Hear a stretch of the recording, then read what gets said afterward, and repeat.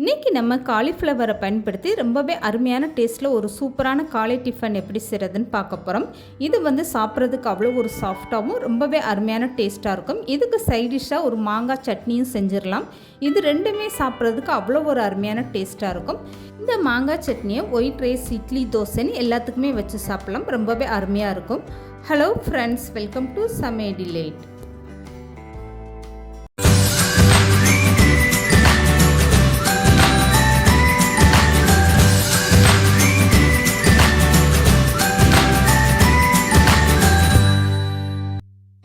இப்போ இந்த டிஃபன் செய்கிறதுக்காக ஒரு மீடியம் சைஸில் இந்த மாதிரி காலிஃப்ளவர் எடுத்துக்கோங்க. பூச்சி புழு எதுவுமே இல்லாத அளவுக்கு நல்லா நீட்டாக க்ளீன் பண்ணி எடுத்து வச்சுக்கோங்க.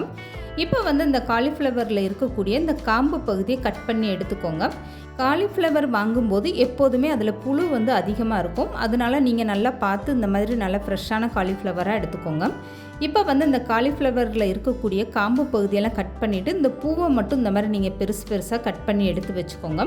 இப்போ காலிஃப்ளவரில் இருக்கக்கூடிய இந்த பூ பகுதியை மட்டும் இந்த மாதிரி கட் பண்ணி எடுத்துகிட்டு இதை நல்லா தண்ணி ஊற்றி கழுவி எடுத்துகிட்டு வந்துடுங்க. இதில் இடையில சின்ன சின்ன புழு இருக்கும். அதை நல்லா நீட்டாக பார்த்து நீங்கள் க்ளீன் பண்ணி எடுத்து வச்சுக்கோங்க. இப்போ இந்த காலிஃப்ளவரை கழுவிட்டு நான் கொண்டு வந்து காட்டுறேன் பாருங்கள். இந்த காலிஃப்ளவர் கழுவுனதுக்கப்புறம் எவ்வளோ நீட்டாக இருக்குன்னு இந்த மாதிரி புழு பூச்சி இல்லாத அளவுக்கு நல்லா க்ளீன் பண்ணி நீங்கள் கழுவி எடுத்து வச்சுக்கோங்க. இப்போ இந்த காலிஃப்ளவரை துருவி எடுத்துக்கிறணும். இதுக்காக கீழே ஒரு அகலமான தட்டு வச்சுட்டு இந்த மாதிரி கேரட் துருவல் வச்சுக்கோங்க.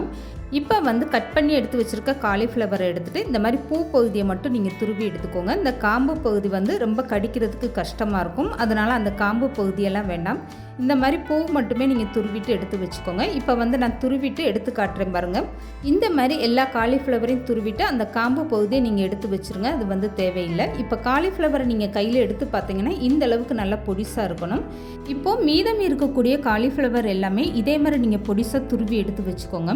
இப்போ இந்த காலிஃப்ளவரை நீங்கள் கையில் எடுத்து பார்த்தீங்கன்னா இந்த அளவுக்கு நல்லா உதிரி உதிரியாக பொடிசாக இருக்கணும். இப்போ இது கரெக்டாக இருக்குது. இந்த மாதிரி காலிஃப்ளவரை நீங்கள் பொடிசாக துருவி எடுக்கும்போது அது சீக்கிரமாகவே நல்லா வெந்துடும். இப்போ அரை ஸ்பூன் அளவுக்கு உப்பு சேர்த்துட்டு இந்த காலிஃப்ளவர் உப்பெல்லாம் சேர்த்துட்டு இந்த மாதிரி நல்லா ஒரு டைம் பரட்டி விட்டுருங்க. இந்த மாதிரி நீங்கள் கலந்து கொடுக்கும்போது அந்த காலிஃப்ளவரில் இருக்கக்கூடிய எக்ஸ்ட்ரா தண்ணியெல்லாம் உங்களுக்கு வெளியேறி வந்துடும். இப்போ உப்பு போட்டு இந்த காலிஃப்ளவரை நல்லா இந்த மாதிரி கலந்து கொடுத்ததுக்கப்புறம் கையில் கொஞ்சமாக எடுத்துகிட்டு அதில் இருக்கக்கூடிய தண்ணியெல்லாம் நல்லா இந்த மாதிரி நீங்கள் பிழிஞ்சு விட்டுருங்க. இந்த மாதிரி 2 கையும் வச்சு நீங்கள் காலிஃப்ளவரை பிழிஞ்சு எடுக்கும்போது அதில் இருக்கக்கூடிய தண்ணியெல்லாம் உங்களுக்கு சுத்தமாக இல்லாமல் வெளியே வந்துடும். இப்போ இந்த காலிஃப்ளவர் எல்லாமே பிழிஞ்சு எடுத்ததுக்கப்புறம் இதை அப்படியே வேறு ஒரு தட்டில் இந்த மாதிரி நீங்கள் எடுத்து வச்சுக்கோங்க. எல்லா காலிஃப்ளவரையும் பிழிஞ்சு எடுத்ததுக்கப்புறம் இந்த தண்ணியை வேஸ்ட்டு பண்ண போகிறது இல்லைங்க. இதேமே நம்ம பயனுள்ளதாக தான் ஆக்க போகிறோம். அதனால் நீங்கள் தண்ணியை நல்லா பிழிஞ்சு எடுத்துருங்க. இப்போ எல்லா காலிஃப்ளவரையும் நல்லா பிழிஞ்சு எடுத்ததுக்கப்புறம் அந்த தண்ணி கூடவே 2 கப் அளவுக்கு கோதுமை மாவு சேர்த்துக்கோங்க. இப்போ மாவுக்கு தேவையான அளவு உப்பு சேர்த்துக்கோங்க. இப்போ இந்த மாவை காலிஃப்ளவர் தண்ணியோடு சேர்த்துட்டு ஒரு டைம் நல்லா இந்த மாதிரி பிரட்டி விட்டுருங்க. இதுக்கப்புறமா காய்ச்சி ஆற வச்ச பாலிலிருந்து 1 கிளாஸ் அளவுக்கு நீங்கள் பால் எடுத்துக்கோங்க. அந்த பாலை கொஞ்சம் கொஞ்சமாக சேர்த்துட்டு இந்த மாவை பிசைஞ்சு எடுத்துக்கோங்க. இதில் தண்ணி சேர்க்க வேண்டாம். இந்த மாதிரி நீங்கள் பால் சேர்த்து மாவு பிசையும் போது இந்த டிஃபன் நல்லா சாஃப்டாக ரொம்பவே அருமையான டேஸ்ட்டாக இருக்கும். இப்போ எடுத்ததுமே அம்புட்டு பாலும் சேர்க்காம கொஞ்சம் கொஞ்சமாக நீங்கள் பால் சேர்த்துட்டு இந்த மாதிரி கலந்து கொடுத்துருங்க. இந்த மாவில் நீங்கள் உப்பு சேர்க்கும்போது பார்த்து எந்த அளவுக்கு உப்பு தேவையோ அதுக்கேற்ற மாதிரி சேர்த்துக்கோங்க. ஏற்கனவே காலிஃப்ளவரில் உப்பு சேர்த்து அந்த தண்ணியை பிழிஞ்சிட்டு அந்த தண்ணியில் தான் நம்ம மாவு பிசைகிறோம். அதனால் உப்போடைய சுவை உங்களுக்கு அந்த தண்ணியிலே இருக்கும். அதனால் மாவு பிசையும் போது நீங்கள் அளவான உப்பாக சேர்த்துக்கோங்க. இப்போ இந்த மாவு கூட கொஞ்சமாக நெய் அப்படி இல்லைன்னா சமையல் எண்ணெய் சேர்த்துட்டு நல்லா பிசைஞ்சு எடுத்துக்கோங்க. மாவு ரொம்ப டைட்டாகவும் இருக்கக்கூடாது, ரொம்ப லூஸாகவும் இருக்கக்கூடாது. இப்போ இந்த கோதுமை மாவை நான் பிசைஞ்சிட்டு எடுத்து காட்டுறேன் பாருங்கள். கையில் தொட்டு பார்க்கும்போது இந்த அளவுக்கு மாவு நல்லா சாஃப்டாக இருக்கணும். இப்போ இதில் இருந்து ஒரு பங்களவுக்கு கொஞ்சமாக நீங்கள் மாவு எடுத்து இந்த மாதிரி சின்ன சின்ன உருண்டைகளை உருட்டி எடுத்து வச்சுக்கோங்க. சப்பாத்திக்கு எந்த அளவுக்கு நீங்கள் மாவு உருண்டையாக திரட்டி எடுப்பீங்களோ அந்த அளவுக்கு நீங்கள் எடுத்து வச்சுக்கோங்க. மாவு ரொம்ப பெருசாகவும் இல்லாமல் ரொம்ப சிறுசாக இல்லாமல் இந்த மாதிரி ஒரு மீடியம் சைஸில் எடுத்து வச்சுக்கோங்க. இப்போ நான் எடுத்திருந்த 2 கப்பு மாவுக்கு எனக்கு இந்த மாதிரி மாவு 6 உருண்டைகள் கிடச்சிருக்கு. இப்போ இந்த மாவை அப்படியே மூடி போட்டு ஒரு 10 நிமிஷம் நல்லா ஊற வச்சுருங்க. இதுக்கப்புறமா ஒரு ஸ்டஃபிங் தயார் பண்ணிடலாம். இதுக்காக ஒரு அகலமான பாத்திரத்தில் 2 ஸ்பூன் அளவுக்கு எண்ணெய் சேர்த்துக்கோங்க. இது கூடவே அரை ஸ்பூன் அளவுக்கு கடுகு உளுந்தும் அரை ஸ்பூன் அளவுக்கு ஜீரகம் சேர்த்துக்கோங்க. இது ரெண்டுமே நல்லா பொரிஞ்சு வந்ததும் கொஞ்சமாக இஞ்சி கட் பண்ணிவிட்டு அதையுமே சேர்த்துக்கோங்க. இது கூடவே ஒரு பச்சை மிளகாய் சின்னதாக இந்த மாதிரி பொடிசாக கட் பண்ணிவிட்டு சேர்த்துக்கோங்க. இது ரெண்டுமே சேர்ந்து நல்லா பொரிஞ்சு வரட்டும். ஸ்டவ்வை மீடியமாக வச்சுட்டு இந்த மாதிரி வதக்கி விடுங்க. இப்போ இந்த பச்சை மிளகாய் இஞ்சியெல்லாம் நல்லா எண்ணெயில் வதங்கினதுக்கப்புறம் இதுக்கப்புறமா பிழிஞ்சு எடுத்து வச்சுருக்க காலிஃப்ளவரை அப்படியே சேர்த்துக்கோங்க. இப்போ வந்து ஸ்டவ்வை கம்ப்ளீட்டாக குறைச்சி வச்சுருங்க. இப்போ வந்து இது கூடவே 1/4 ஸ்பூன் அளவுக்கு மஞ்சத்தூள் சேர்த்துக்கோங்க. இப்போ இந்த காலிஃப்ளவருக்கு தேவையான அளவு உப்பு சேர்த்துக்கோங்க. ஏற்கனவே வந்து காலிஃப்ளவரில் உப்பு சேர்த்து தான் பிரட்டி எடுத்து வச்சுருக்கோம். அதனால் 1/4 ஸ்பூனுக்கும் கொஞ்சம் குறைவான உப்பாக சேர்த்துக்கோங்க. இப்போ அரை ஸ்பூன் அளவுக்கு ஜீரகத்தூள் சேர்த்துட்டு இதை வந்து நல்லா ஒரு டைம் இந்த மாதிரி கலந்து கொடுத்துருங்க. இதை வந்து நீங்கள் அதிக நேரம் வச்செல்லாம் இந்த மாதிரி வதக்கி விட வேண்டாம். ஒரு 2 நிமிஷம் மட்டும் இந்த மாதிரி காலிஃப்ளவரை நீங்கள் எண்ணெயிலே வதக்கி விட்டிங்கன்னா போதும்.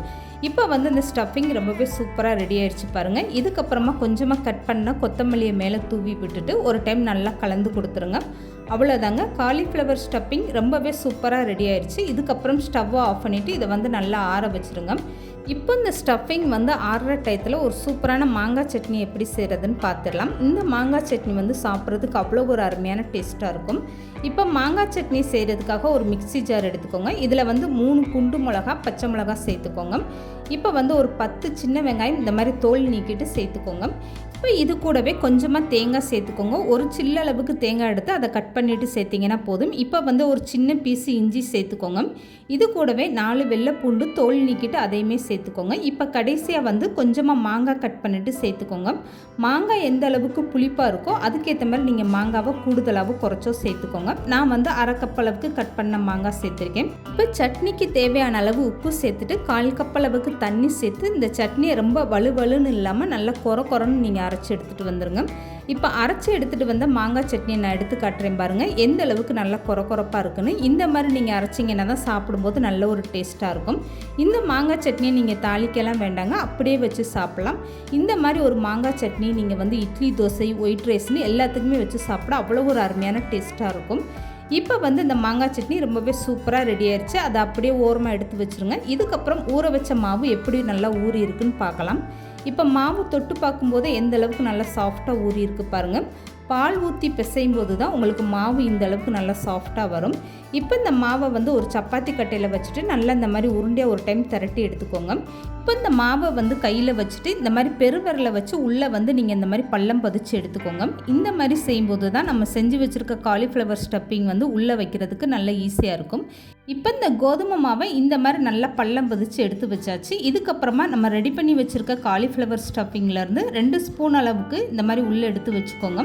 ஸ்டஃபிங் எந்த அளவுக்கு வைக்கிறீங்களோ அப்போ இந்த டிஃபன் வந்து சாப்பிட்றதுக்கு நல்ல ஒரு அருமையான டேஸ்ட்டாக இருக்கும். இப்போ வந்து காலிஃப்ளவர் ஸ்டஃபிங் எந்த அளவுக்கு இந்த மாவில் வைக்க முடியுமோ அந்த அளவுக்கு வச்சுக்கோங்க. இதுக்கப்புறமா இந்த மாவு வந்து இந்த மாதிரி சுற்றி நீங்கள் கையில் பிடிச்சிட்டு இந்த மாதிரி ஒன்று சேர்த்து கொண்டு வாங்க. இப்படி செய்யும்போது உங்களுக்கு அந்த ஸ்டஃபிங் வந்து வெளியேறாமல் ரொம்பவே சூப்பராக இருக்கும்.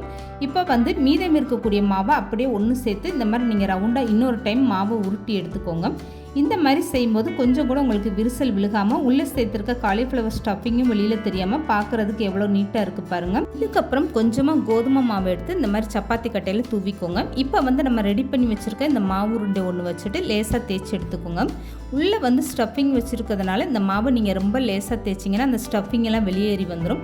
அதனால் ஓரளவுக்கு நீங்கள் கொஞ்சம் கனமாகவே தேய்ச்சி எடுத்துக்கோங்க. இப்போ வந்து இந்த கோதுமை மாவை நான் தேய்ச்சிட்டு எடுத்து காட்டுறேன் பாருங்கள் எந்த அளவுக்கு நல்ல கனத்தில் இருக்குன்னு. இந்த மாவு தேய்க்கும் போது ஒரே மாதிரி ரவுண்டாக நீங்கள் தேய்ச்சி எடுத்துக்கோங்க. அப்போ பார்க்குறதுக்கு ரொம்ப அழகாக இருக்கும். இப்போ வந்து நான் தேய்ச்சிட்டு எடுத்து காட்டுறேன் பாருங்கள். இந்த மாதிரி நீங்கள் மெதுவாகவே தேய்ங்க. ரொம்பவும் அழுத்தம் கொடுத்து தேய்ச்சிங்கன்னா உள்ளே சேர்த்துருக்க ஸ்டஃபிங் வந்து உங்களுக்கு மாவோட வெளியில் வந்துடும். இந்த மாதிரி மேலோட்டமாக நீங்கள் லேசாகவே இப்படி தேய்ச்சி எடுத்துக்கோங்க. இப்போ இந்த மாவை தேய்ச்சதுக்கப்புறம் இதுக்கு மேலே கோதுமை மாவு எக்ஸ்ட்ரா இருக்கிறத இந்த மாதிரி கை வச்சு நீங்கள் தட்டி விட்டுருங்க. அவ்வளோதாங்க. இந்த மாதிரி ஒரு கணத்தில் நீங்கள் ரவுண்டாக அந்த மாவை தேய்ச்சி எடுத்துக்கோங்க.